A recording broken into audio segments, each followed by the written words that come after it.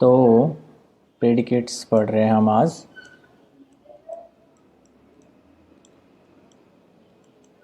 Predicate predicate कुछ नहीं है। प्रेडिकेट एक स्टेटमेंट है इस टाइप का, जैसे पी एक्स, जहाँ पे एक्स हो गया तुम्हारा वेरिएबल, ठीक है, और पी एक्स एक स्टेटमेंट है।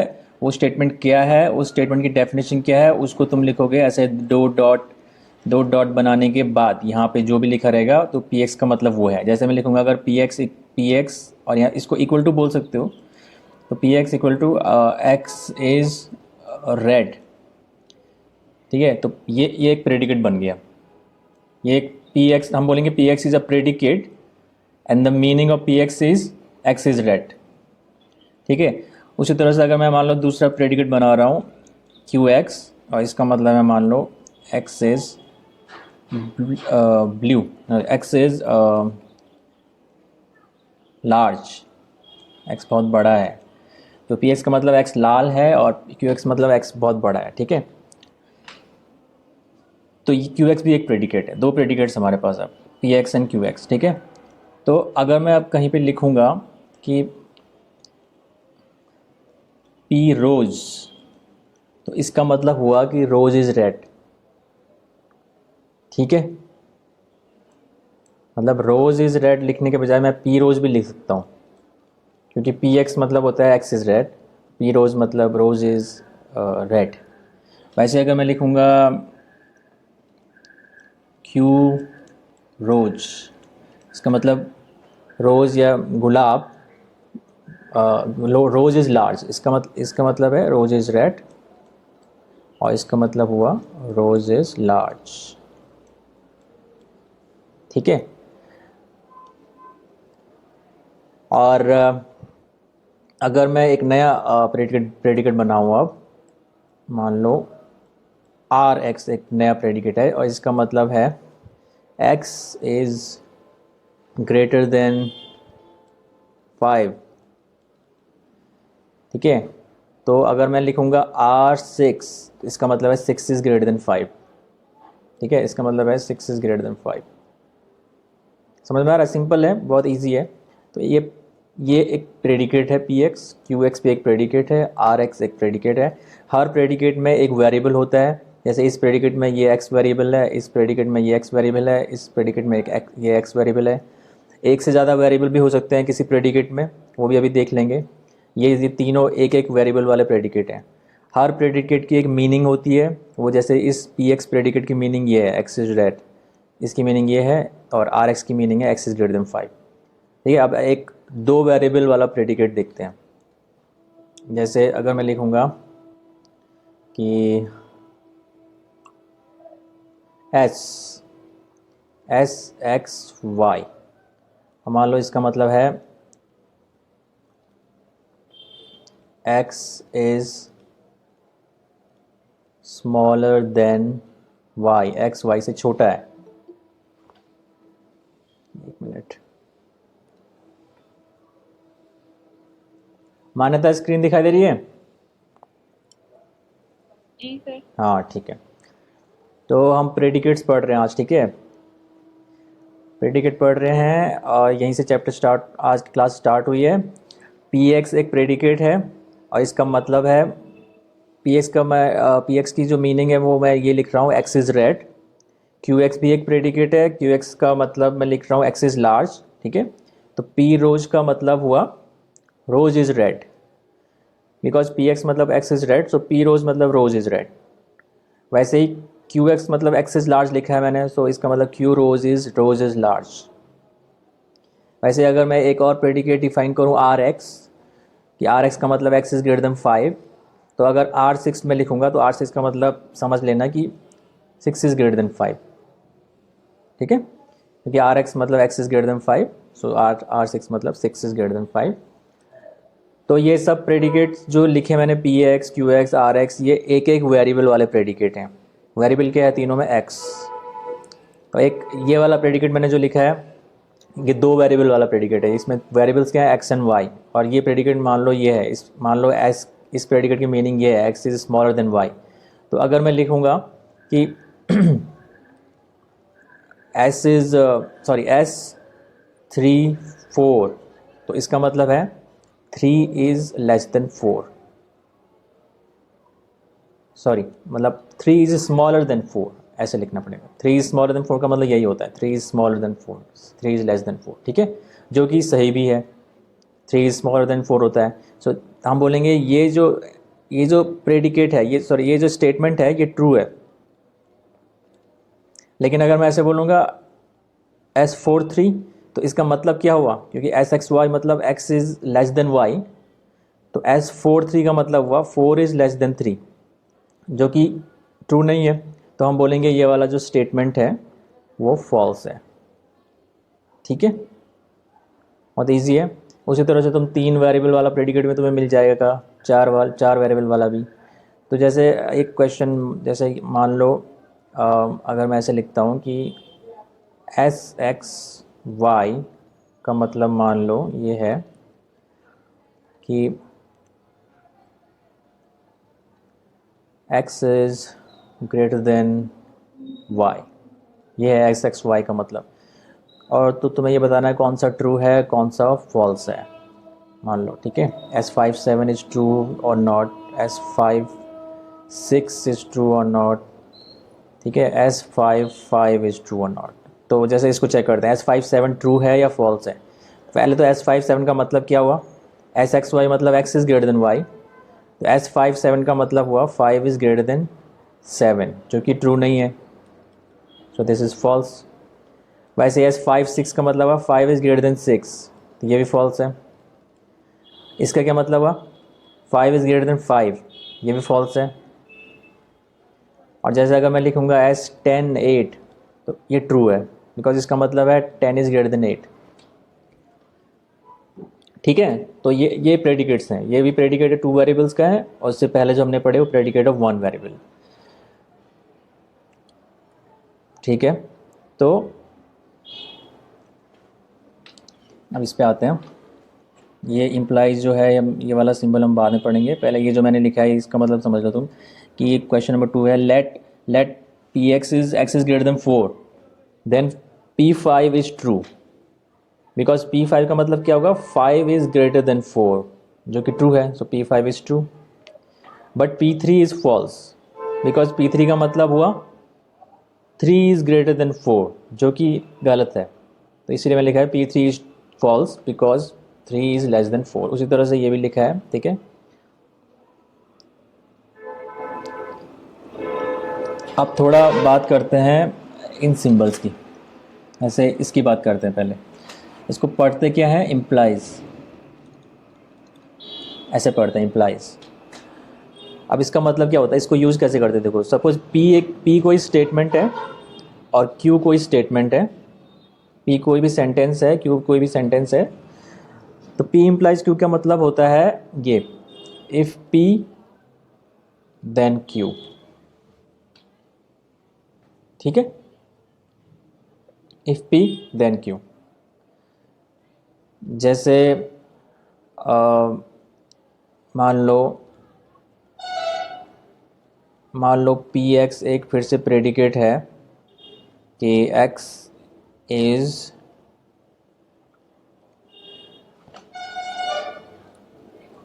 इज़ ग्रेटर देन 10, और Qx एक प्रेडिकेट है x इज़ ग्रेटर देन 8, ठीक है। तो हम ये बोल सकते हैं कि Px implies Qx,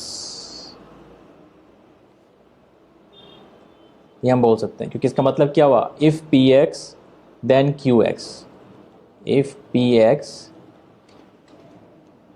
then Qx, और ये ट्रू है, क्योंकि इसका मतलब क्या हुआ, इफ़ Px मतलब x is greater than 10, then Qx मतलब x इज़ ग्रेटर देन 8, तो ये ट्रू है ना। कोई भी नंबर अगर x जो है 10 से बड़ा है, देन मतलब तो वो 8 से भी बड़ा होगा, है कि नहीं, तो ये ट्रू है। इसका मतलब Px इम्प्लाइज Q, ये स्टेटमेंट ट्रू है, हम ऐसे लिख सकते हैं Px इम्प्लाइज Qx। तो इस इम्प्लाइज का मतलब समझो तुम। इम्प्लाइज का मतलब है, अगर मैंने इम्प्लाइज से पहले कुछ लिखा है पी एक्स और उसके बाद में कुछ लिखा है क्यू एक्स, तो P x implies Q x का मतलब है ये, if P x then Q x. अब या तो ये स्टेटमेंट ट्रू होगा या फॉल्स होगा।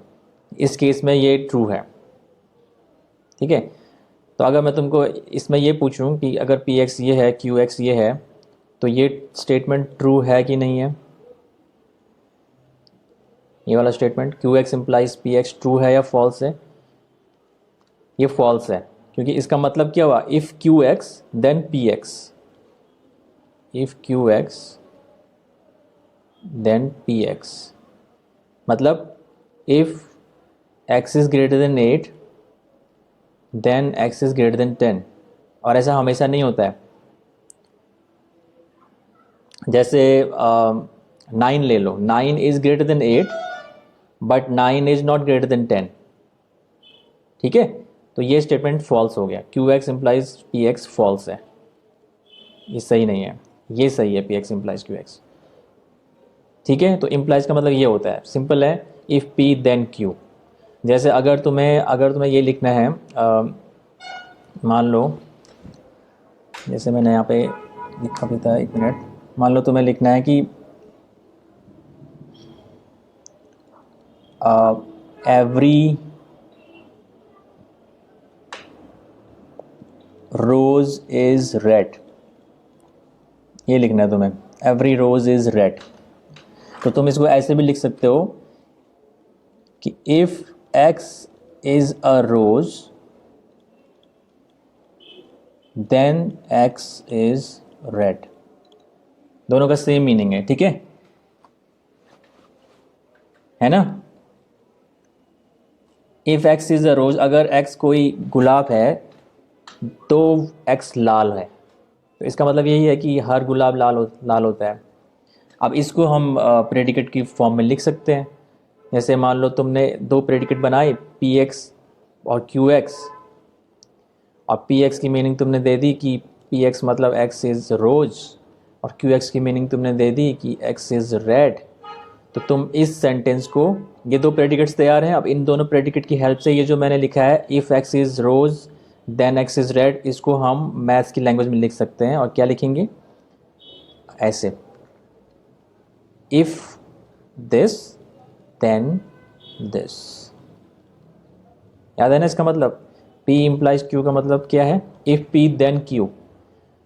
तो ये जो मैंने लिखा है ना मैथ्स की लैंग्वेज में, अगर कोई पूछेगा इसका क्या मतलब है, फिर तुम्हें ये पूछना पड़ेगा उससे कि पी एक्स और क्यू एक्स की क्या मीनिंग है। तो वो बोलेगा ये है पी एक्स और ये है क्यू एक्स। अब बताओ कि P x implies Q x से क्या मतलब हुआ। तो इसका मतलब ये हुआ, ये इफ़ पी एक्स मतलब if x is rose then x is red. समझ में आ गया?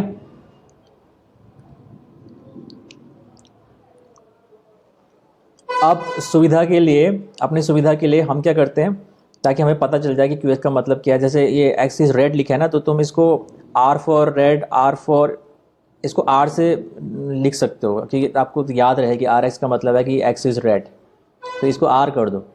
और ये एक्स इज़ रोज़ है, तो इसको भी कुछ तुम ऐसे सिंबल दे सकते हो कि ऐसे पता चल जाए कि ये रोज़ है। जैसे तुम ये दे सकते हो कि इसको तुम पी के बदले तुम कुछ ऐसा सिंबल दे सकते हो, ऐसे, सॉरी, ऐसे।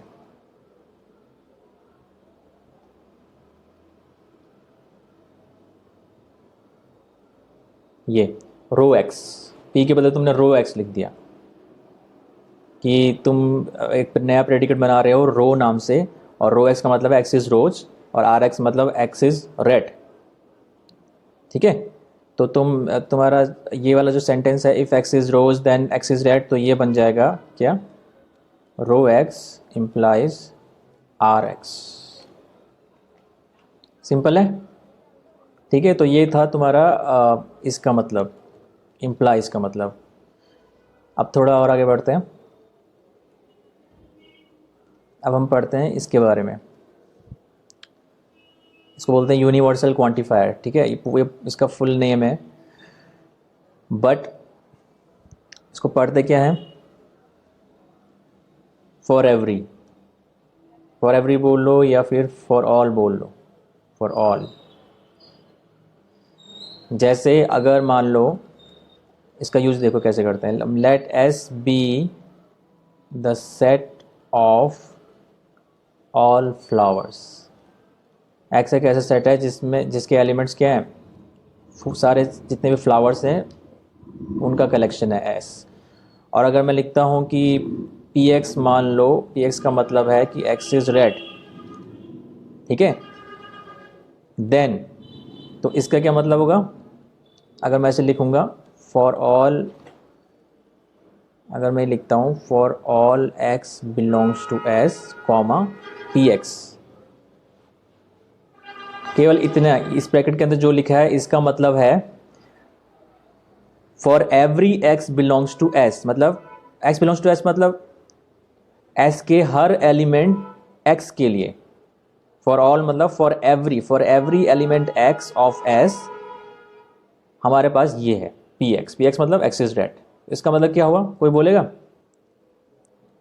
इसका मतलब क्या हुआ? इसको इंग्लिश में कैसे लिखेंगे इस स्टेटमेंट को?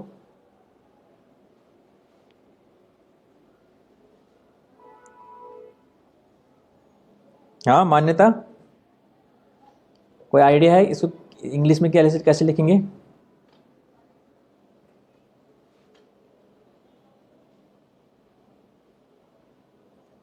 बोलो, हाँ ना बहाना तो बोल दो।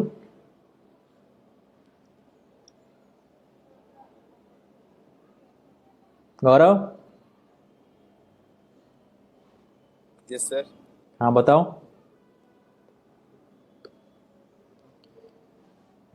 क्या लग रहा है तुम्हें, क्या होगा इसका English statement? For all x belongs to S P x, इसका मतलब होगा every every element of S is red, है ना, लेकिन एस के एलिमेंट्स क्या है, फ्लावर्स, तो इसका मतलब every flower is red, every flower is red, है कि नहीं? फॉर ऑल का मतलब है ये फॉर एवरी, तो ये बोल रहा है कि इस स्टेटमेंट, ये जो स्टेटमेंट मैंने लिखा है ये बोल रहा है कि पी एक्स होगा हर एक्स के लिए जो एस में है, मतलब एस में से कोई भी एक्स उठाओ, इसका मतलब समझ रहे हो ना, केवल इतने का मतलब एक्स बिलोंग्स टू एस मतलब एक्स एस में से लिया गया है, एक्स एस का एलिमेंट है। और इसका मतलब है for every element x of S हमारे पास ये होना चाहिए। लेकिन एस के एलिमेंट्स क्या है, एस तो सेट किसका है, फ्लावर्स का, तो एस के एलिमेंट्स फ्लावर्स हैं। इसका मतलब ये बोल रहा है कि for every flower P x होना चाहिए, मतलब for every flower the flower should be red. तो इसका मतलब क्या हुआ, एवरी फ्लावर इज रेड। ठीक है, दूसरा एग्जांपल देखते हैं। मान लो इस बार ए है हमारे पास, ए सेट है, एक्स इज अ स्टूडेंट। इससे क्या मतलब हुआ कि ए एक सेट है जिसके एलिमेंट्स क्या है, स्टूडेंट्स, सारे स्टूडेंट्स का कलेक्शन है ए। और बी सेट है, मान लो बी सेट है where x is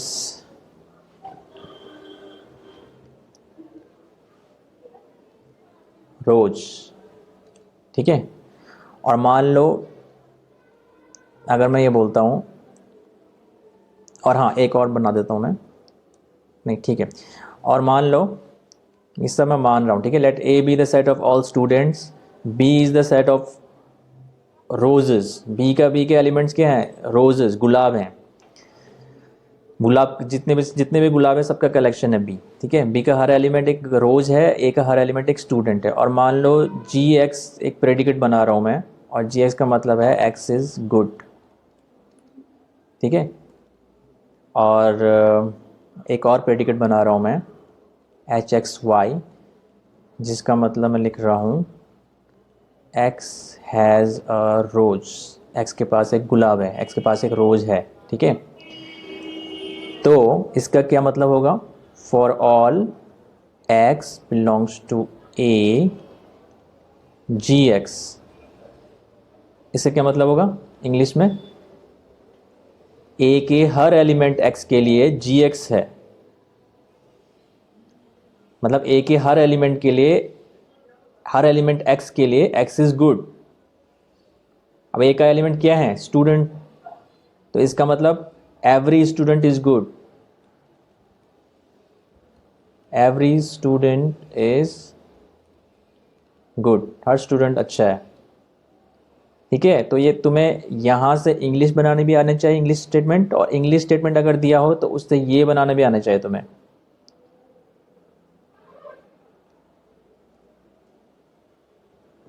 समझ में आ रहे हैं? इसके बारे में भी थोड़ी देर में बात करेंगे। अच्छा, अगर अगर मैं बोलूँ कि सपोज ये है, मान लो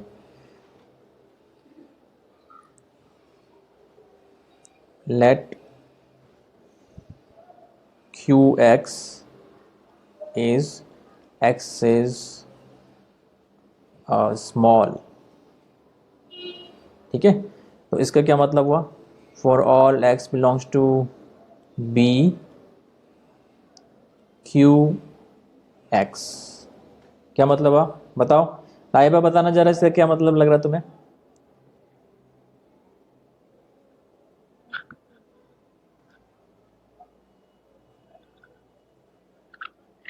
जो तुम्हें समझ में आया वो बोलो।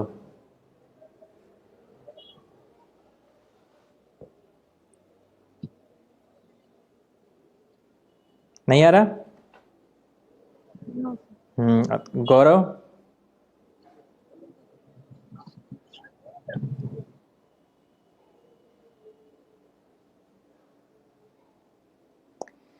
अरे इसका मतलब है कि for every x, for every का मतलब समझते हो तुम? फॉर एवरी मतलब हर किसी के लिए, हर हर के लिए। तो फॉर एवरी एक्स मतलब for every x belongs to B, मतलब बी के हर एलिमेंट के लिए। तो ये बोल रहा है बी के हर एलिमेंट के लिए क्यू एक्स होना चाहिए। बी का कोई भी एलिमेंट एक्स उठाओगे तो क्यू एक्स होना चाहिए। अब बी का हर एलिमेंट क्या है? बी का एलिमेंट है क्या? बी कैसे सेट है? बी के एलिमेंट्स हैं रोजेस, गुलाब। तो इसका मतलब ये बोलना चाह रहा है बी के हर एलिमेंट एक्स के लिए, मतलब हर गुलाब के लिए, हर रोज के लिए क्यू एक्स होना चाहिए। अब क्यू एक्स का क्या मतलब है? ये लिखा है एक्स इज स्मॉल, इसका मतलब हर गुलाब, हर रोज स्मॉल है। Every rose is small, every rose is small. ठीक है ना? इसका मतलब ये है, सिंपल है। जैसे मैंने एक मिनट में कुछ, जैसे ये है देखो, इसको ध्यान से देखो। Let A be the set of all students of your class. मान लो ए सेट है, तुम्हारी क्लास में जितने भी स्टूडेंट्स हैं, जैसे हमारी क्लास में 10 या 11 स्टूडेंट्स हैं, ठीक है, उन सब का कलेक्शन है ए। तो ए के एलिमेंट्स हैं क्या? स्टूडेंट्स। ठीक है, मान्यता, लाइबा, गौरव, ये सब ए के एलिमेंट्स हैं। अब मैं ये बोल रहा हूँ कि मान लो आर एक्स का मतलब है एक्स वेयर्स रेड स्वेटर, मतलब आर एक्स का मतलब है कि एक्स रेड स्वेटर पहनता है या पहनती है। और जी एक्स का मतलब है एक्स इज़ गुड, मतलब एक्स अच्छा है। ठीक है, अब ये तो बिल्कुल याद भी हो रहा है, मतलब G for good, R for red. तो आर एक्स मतलब मान लो एक्स वेयर्स रेड स्वेटर, और जी एक्स मतलब एक्स इज़ गुड। अब ये इंग्लिश स्टेटमेंट लिखे हुए हैं और ये दूसरी तरफ उनके मैथ लैंग्वेज में लिखा हुआ है। ठीक है, ये इंग्लिश स्टेटमेंट है, ये मैथ स्टेटमेंट है। तो देखो, अगर मुझे बोलना है every student wears red sweater, मतलब हर स्टूडेंट रेड स्वेटर पहनता है या पहनती है, तो मुझे ये बोलना पड़ेगा, केवल इतना लिखना पड़ेगा कि for every x belongs to A R x, comma लगा के, क्योंकि आर एक्स का मतलब है एक्स वेयर्स रेड स्वेटर। अगर तुम केवल आर एक्स लिखते ना, ये नहीं लिखते, तो केवल आर एक्स का मतलब होता कि एक्स रेड स्वेटर पहनता है या एक्स रेड स्वेटर पहनती है, लेकिन एक्स क्या है ये तो पता ही नहीं।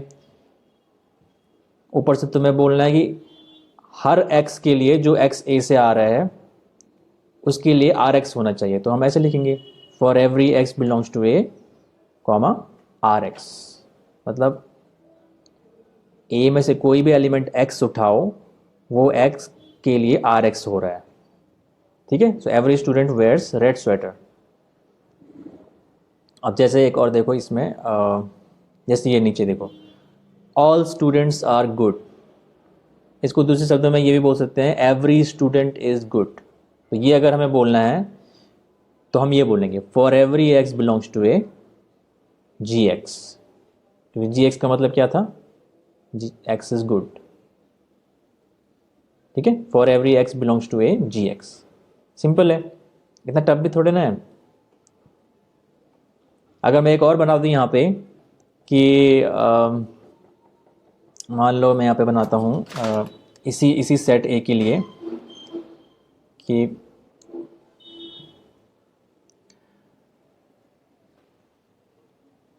टॉल टी एक्स का मान लो मैं मतलब बोल रहा हूँ कि एक्स इज टॉल, एक्स बहुत हाइट में बहुत लंबा है, ठीक है, एक्स इज टॉल।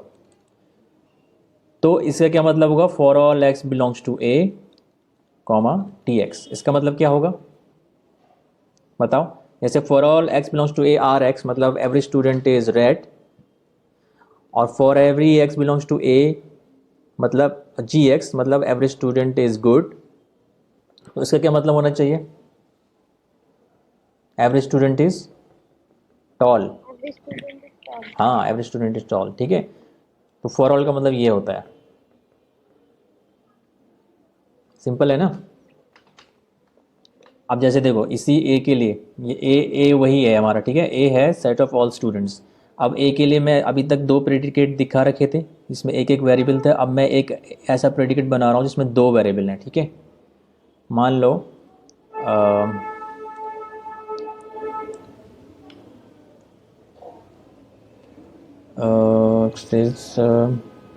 स्टूडेंट ना,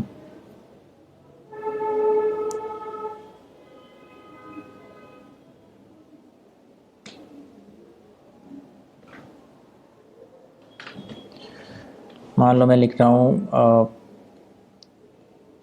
अच्छा इसका क्या मतलब होगा, एच एक्स वाई, मान लो इसका मतलब है x is taller than y.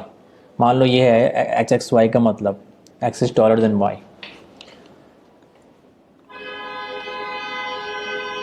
ठीक है। तो अगर मैं ये लिखता हूँ यहाँ पे, मान लो ये लिखा, मान लो तो इसका क्या मतलब हुआ, Gaurav is taller than Laiba. Gaurav height में लाइबा से थोड़ा ऊंचा है, इसका मतलब ये हुआ, ठीक है ना। तो ये दो प्रेडिकेट, दो वेरिएबल वाला तुम्हारा प्रेडिकेट था।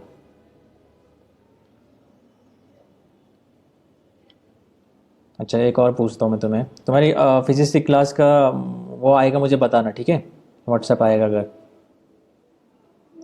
हाँ अब जैसे ये देखो, ये भी हमने पढ़ा है ना, ये इम्प्लाइज बताया था मैंने, क्या बोला, पी इम्प्लाइज क्यू मतलब क्या बताया था, इसको भी देख लो एक बार। पी इम्प्लाइज क्यू मैंने बताया था, क्या मतलब था इसका, इफ़ पी देन क्यू, ठीक है, ये याद रखना, ठीक है, इफ़ पी देन क्यू। तो अब ये देखो, अगर मुझे बोलना है every good student wears red sweater, हर हर अच्छा स्टूडेंट लाल स्वेटर पहनता है, मतलब इस क्लास ए में हर अच्छा स्टूडेंट रेड स्वेटर पहनता है। तो इसको मैथ्स में कैसे लिखेंगे ये बताना है। तो मैथ्स में लिखने से पहले तुम्हें इसको ऐसे लिखना पड़ेगा कि इफ़ दिस देन दिस, इस टाइप में। तो कैसे बोलेंगे इसे, इफ़ दिस देन दिस वाली फॉर्म में। पहले स्टेटमेंट ढंग से समझ लो, every good student wears red sweater, हर गुड स्टूडेंट रेड स्वेटर पहनता है। तो इसको इफ़ वाली कंडीशन में ऐसे बोलेंगे, if x is a good student then x wears red sweater. अगर एक्स एक गुड स्टूडेंट है तो एक्स रेड स्वेटर पहनता है, ठीक है, यही मतलब हुआ इसका भी। चाहे तुम ऐसे बोलो every good student wears red sweater, या फिर ऐसे बोलो if x is a good student then x wears red sweater, ठीक है। तो अब ये हो गया कन्वर्ट किस में, if x is a good student, if x is good then x wears red sweater. तो उसको ऐसे लिखेंगे, G x implies R x, क्योंकि G x implies R x से क्या मतलब है, if G x then R x. अब इनकी मीनिंग रख दो यहाँ पे, जी एक्स मतलब होता है x is good, R x मतलब होता है एक्स वेयर रेड स्वेटर। तो इसका क्या मतलब हो गया, if x is good then x wears red sweater. तो ये पूरा इंग्लिश स्टेटमेंट ऐसे कन्वर्ट हो गया। अब एक्स क्या है ये दिखाने के लिए मैंने लास्ट में ये लिखा है कि for every x belongs to a, मतलब फॉर एवरी मतलब for every element x of a के हर एलिमेंट एक्स के लिए ये ट्रू है। अब ए के एलिमेंट क्या है, ए के एलिमेंट स्टूडेंट्स हैं। तो ये जो मैंने लिखा है for all x belongs to a, इसका मतलब है हर स्टूडेंट के लिए। ठीक है, for every x belongs to a मतलब हर स्टूडेंट के लिए ये हो रहा है कि अगर वो स्टूडेंट गुड है तो वो रेड स्वेटर पहनता है। सिंपल है ना। देखो, अगर ए एक सेट है स्टूडेंट्स का और मैं लिखता हूँ for all x belongs to a, इसका मतलब है फॉर एवरी स्टूडेंट, हर स्टूडेंट के लिए। अगर बी सेट है कंट्रीज़ का, देशों का, और मैं लिखता हूँ for all x belongs to b, इसका मतलब फॉर एवरी कंट्री। अगर सी सेट है सेट ऑफ ऑल कैट्स और मैं लिखता हूँ for all x belongs to c, इसका मतलब है फॉर एवरी कैट। समझ में आ रहा है ना मतलब। डी अगर सेट है ऑफ ऑल डॉग्स और मैं लिखता हूँ for all x belongs to D, इसका मतलब फॉर एवरी डॉग। सिंपल है, for every dog, for every cat, for every country, for every student. तो ये इसका मतलब समझ गए ना, फॉर ऑल का मतलब।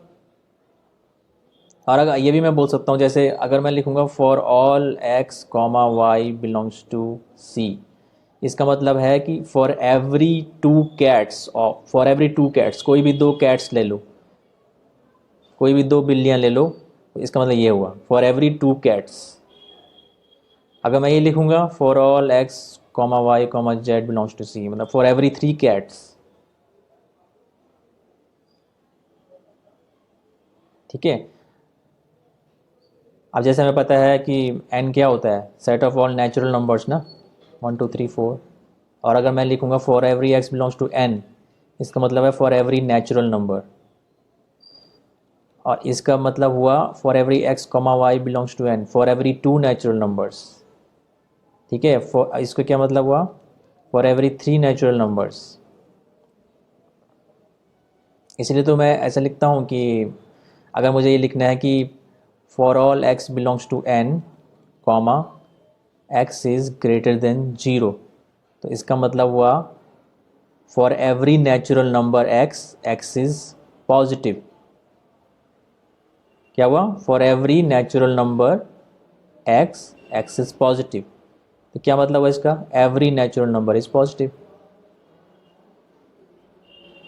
है ना। सिंपल है, every natural number is positive, तो उसको ऐसे लिखेंगे। समझ में आ रहा है। वही व्हाट्स एक मिनट रुको। अब नहीं दिखाई दे रहा होगा ना। No sir. हाँ, तो अब रिकॉर्डिंग हो रही है। ओके। ठीक है, तो थोड़ा और देख लेते हैं।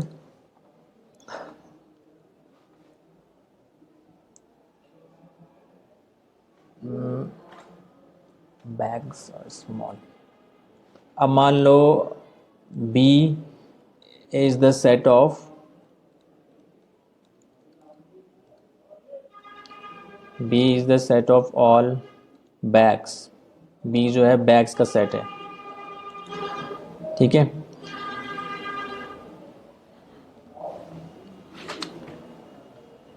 और मैं अगर बोलूँगा फॉर ऑल एक्स, और मान लो आर एक्स का मतलब है एक्स इज़ रेड, और तो इसका क्या मतलब होगा, for all x belongs to B R x. क्या मतलब होगा इसका, केवल इसका मतलब तो तुम समझ गए होंगे, इसकी तो मैंने बहुत प्रैक्टिस करा दी तुम्हें लास्ट पेज में। For all x belongs to a मतलब फॉर एवरी स्टूडेंट, क्योंकि एक्स एक्स स्टूडेंट है, एक्स ए का एलिमेंट है ना, और ए का एलिमेंट क्या है? स्टूडेंट्स। तो इसका मतलब क्या था? For every student. इसका मतलब क्या था? For every country, for every cat, for every dog, for every natural number. तो इसका क्या मतलब होगा? बताओ, कोई बताओ। और बी क्या है सब? हाँ Every bag is हाँ, red. For every bag. Is red. हाँ चलो ठीक है। फॉर इसका मतलब है फॉर एवरी बैग, और इसका मतलब है एक्स इज रेड। इसका मतलब है फॉर एवरी बैग एक्स, और इसका मतलब है एक्स इज रेड। तो दोनों को मिला के क्या बना कि every bag is red. Every bag is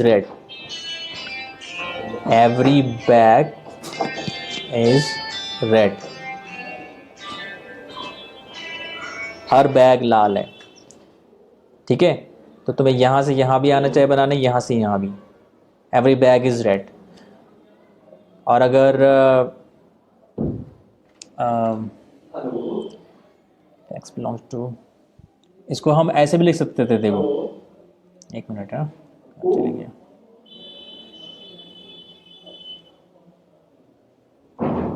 हाँ ये था ना,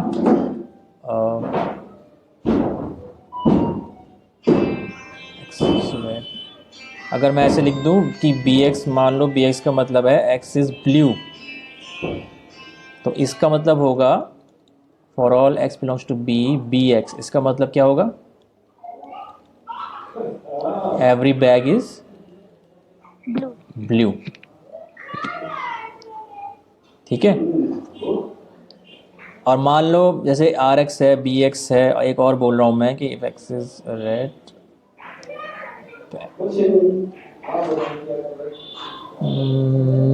इसका क्या मतलब हुआ कि x belongs to b implies rx। ध्यान से सोचो इसका क्या मतलब हुआ। ये ऐसे वाला स्टेटमेंट है, p implies q टाइप। यहाँ पे p क्या है? p है ये, और q क्या है? q है ये। तो p implies q तुम्हें बताया था मैंने, if p then q। तो इससे क्या मतलब हुआ? if x belongs to b then rx। मतलब अगर x b में है, b का एलिमेंट है, तो x रेड होगा। समझ में आ रहा है? If x is an element of b then x is red. अब इसका क्या मतलब हुआ? If x is an element of b, b के एलिमेंट क्या है? बैग। इसका मतलब है if x is a bag then x is red. ठीक है ना? If x is a bag then x is red. अगर x एक बैग है तो x लाल है। तो इसको दूसरे शब्दों में तुम बोल सकते हो कि हर बैग लाल है, एवरी बैग इज रेड। तो एवरी बैग इज रेड को हम ऐसे भी लिख सकते हैं और ऐसे भी लिख सकते हैं। समझ में आ रहे हैं? तो जैसे तुमने हाँ एक बार फिर से देखो, इसमें अगर एक सेट है स्टूडेंट्स का, तो for all x belongs to a का क्या मतलब था? For every student. ठीक है, और वैसे ही अगर मैं ऐसे लिखूं कि x belongs to a, sorry, x belongs to a, तो एक्स बिलोंग्स टू ए मतलब है कि एक्स ए का एलिमेंट है, बट ए तो स्टूडेंट्स का सेट है, तो इसका मतलब हुआ एक्स एक स्टूडेंट है, एक्स इज़ अ स्टूडेंट। वैसे अगर मैं बोलूँगा कि एक्स बिलोंग्स टू बी, तो एक्स इज़ अ कंट्री। वैसे मैं बोलूँगा अगर वाई बिलोंग्स टू सी, तो मतलब वाई एक कैट है ना? अगर मैं बोलता हूँ T, T belongs to D, तो डी क्या है? डॉग्स का कलेक्शन है। तो टी बिलोंग्स टू डी का मतलब है T is a dog. Simple. तो वैसे ही एक्स बिलोंग्स टू बी मतलब पी क्या है यहाँ पे? बैग्स का कलेक्शन, तो इसका मतलब है एक्स इज अ बैग। तो पूरा बोलेंगे तो if x is a bag then x is red, तो मतलब एवरी बैग इज रेड। ठीक है, तो अब कुछ एक्सरसाइज दे रहा हूँ मैं, इनको तुम, एक्सरसाइज में तुम्हें भेज दूंगा व्हाट्सएप पे, उसको तुम खुद करना, ट्राई करना खुद। तो कल फिर यही पढ़ेंगे, ठीक है। ये चीज़ें तुम्हें जब क्लियर हो जाएंगी ना तब हम थोड़ा आगे बढ़ेंगे, क्योंकि ये तुम्हें हर जगह मैथ्स में ये देखने को मिलेगा, सेट थ्योरी में या कहीं भी कुछ भी पढ़ोगे तुम, तुम्हें ये चीज़ें ज़रूर मिलेंगी वहाँ पे। एक ये और एक ये अभी हमने नहीं पढ़ा। इसमें और इसमें फ़र्क है, हाँ। इसका मतलब होता है ऐसे x belongs to a, x is an element of a, और ये बिल्कुल अलग चीज़ है। इसको पढ़ते हैं देयर एग्जिस्ट। इसका मतलब होता है इसको पढ़ते हैं इम्प्लाइज, ठीक है। और इसको पढ़ते हैं फॉर एवरी बोल लो या फॉर ऑल बोल लो।